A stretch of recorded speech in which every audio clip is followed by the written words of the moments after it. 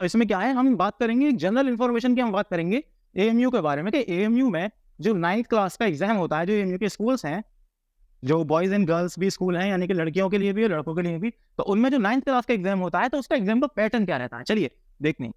सबसे पहले हम बात करते हैं ड्यूरेशन की, यानी कि कितने वक्त तक आपको एग्जामिनेशन हॉल में बैठना होगा।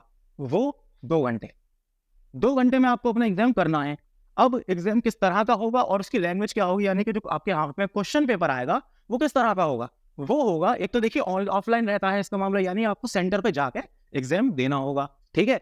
अब जो क्वेश्चन पेपर आएगा वो आएगा इंग्लिश में, हिंदी में और उर्दू में। अब मैं समझता हूँ कि ओएमआर शीट के बारे में आप जानते होंगे। ओएमआर शीट जो खासतौर से हमारे मल्टीपल चॉइस क्वेश्चंस आएंगे इसमें, क्योंकि ऑब्जेक्टिव टाइप्स ऑफ क्वेश्चन, यानी कि क्वेश्चन किस तरह के आएंगे, ऑब्जेक्टिव आएंगे। ऑब्जेक्टिव का मतलब एक होगा क्वेश्चन और उसके होंगे 4 जवाब। अब उन 4 जवाब में से आपको एक सही जवाब बताना है। अब वो सही जवाब आप कैसे बताएंगे, आप वहां पे टीचर को बताएंगे थोड़ी कि सारे सर जवाब हमारा ये है, ऐसा तो नहीं करेंगे। आप क्या करेंगे, आपको एक ओएमआर शीट दी जाएगी, तो उस ओएमआर शीट पर आप गोला भरेंगे, आप एक सर्किल को फिल करेंगे, ABCD, आप जो भी जवाब वो आपको उस पर सर्किल को फिल करना है। चलिए ये बात आप धीरे धीरे धीरे धीरे सीख जाएंगे, कोई दिक्कत नहीं है। चलिए एग्जाम जो हमारा कंडक्ट होगा ओएमआर शीट पे होगा, जैसा मैंने बता दिया। अब टोटल मार्क्स कि भाई कितने नंबर का पेपर आएगा, सबसे जरूरी बात, तो अगर हम तैयारी कर रहे हैं हमें पता होना चाहिए कि भाई कितने नंबर का पेपर है और कितने क्वेश्चंस आएंगे।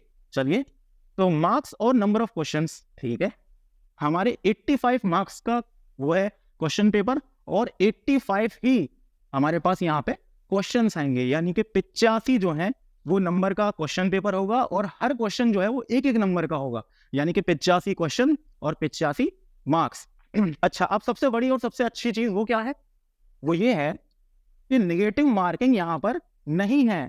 नेगेटिव मार्किंग का कोई नामो निशान नहीं है, यानी कि आपको अगर मान लीजिए 70 सवाल आते हैं और 15 बाकी के सवाल नहीं आते, तो आप उसमें टिक कर सकते हैं अपनी सूझबूझ के हिसाब से। आपने जो पढ़ा है कुछ याद नहीं आ रहा, तो ऐसा आप ये मत डरिएगा कि आपके नेगेटिव में मार्क्स कटे जाएंगे, आप उसमें टिक लगा सकते हैं बेझिझक, यानी कि आपको 85 के 85 सवाल सॉल्व करके आना है एनी हाउ, आपको छोड़ के नहीं आना। क्योंकि अगर मान लीजिए आपने पिक किया है कोई सवाल, तो इसका मतलब 50-50 चांस है, वो आपका हो भी सकता है, नहीं भी हो सकता है। लेकिन आप अगर छोड़ के आ गए सवाल, यानी कि इससे क्या होगा कि आपका सवाल वो काउंट ही नहीं होगा, यानी वो आपका एक नंबर जिसके चांस है कि 50% आपको मिल सकता है, वो नहीं मिलेगा। तो इस बात का आप ख्याल रखिए।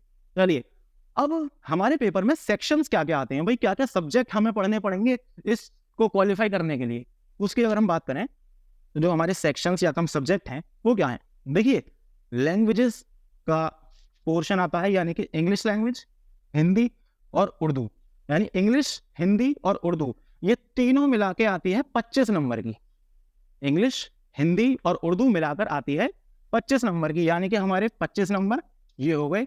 और जो हमारा इंग्लिश, हिंदी और उर्दू का सिलेबस है, अब इसका क्या सिलेबस है क्या नहीं है, ये आपको जो हमारे टीचर्स हैं जो आपको स्पेसिफिकली इंग्लिश पढ़ाएंगे, स्पेसिफिकली हमारे पास टीचर्स हैं एक्सपर्ट फैकल्टी का, जैसा कि मैंने शुरू में बात करी, जो हमें उर्दू पढ़ाएंगे या हिंदी पढ़ाएंगे, वो आपको इसमें डिटेल में बताएंगे हर चैप्टर के बारे में, हर चीज के बारे में, कि आपको क्या क्या पढ़ना है, कौन कौन से चैप्टर पढ़ने हैं और कैसे कैसे पढ़ने हैं। चलिए, अब क्योंकि मेरा ताल्लुक साइंस से है, तो साइंस में खासतौर से बायोलॉजी से, तो मैं आपको ओवरऑल साइंस का बताऊं। सबसे पहले तो साइंस में आएंगे 30 सवाल, यानी कि 30 नंबर का जो पोर्शन है वो साइंस का है, और मैथमेटिक्स का भी है सेम, बिल्कुल 30 सवाल आएंगे, और ये 30 नंबर के होंगे, जैसा कि मैंने बताया आपको कि एक एक सवाल एक एक नंबर का होगा। तो ये बात आपके समझ में आ गई होगी। चलिए, अब हम बात करते हैं अगले